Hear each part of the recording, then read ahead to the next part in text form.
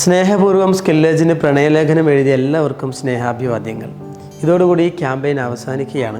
പക്ഷേ ഈ ക്യാമ്പയിൻ അവസാനിക്കുമ്പോൾ എനിക്ക് നിങ്ങളോട് പറയാനുള്ളത്, നമ്മൾ ഒരിക്കലും പ്രതീക്ഷിക്കാത്ത മനോഹരമായൊരു പ്രണയലേഖനം ലഭിക്കുകയുണ്ടായി.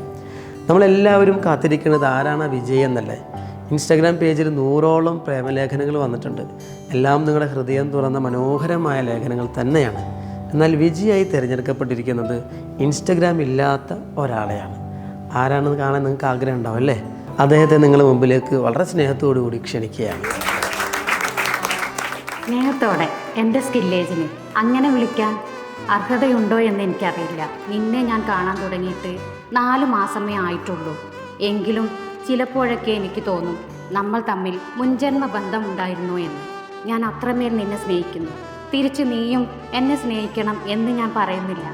കാരണം എൻ്റെ സ്നേഹം അതെന്നും നിനക്ക് അർഹതപ്പെട്ടതാണ്. ദൂരെ നിന്നാണെങ്കിലും നിന്റെ ഉയർച്ച എനിക്ക് കാണാമല്ലോ. ഞാൻ എന്നും നിന്റെ കൂടെ ഉണ്ടാവും, എൻ്റെ അവസാന ശ്വാസം വരെ. ഇത് ഞാൻ നിനക്ക് തരുന്ന വാക്കാണ്. എന്നാൽ ഇനി ഞാൻ നിർത്തട്ടെ എന്ന് സ്വന്തം ചേച്ചി. അപ്പോൾ ചേച്ചിക്കാണ് നമ്മുടെ സമ്മാനം. ഓക്കെ.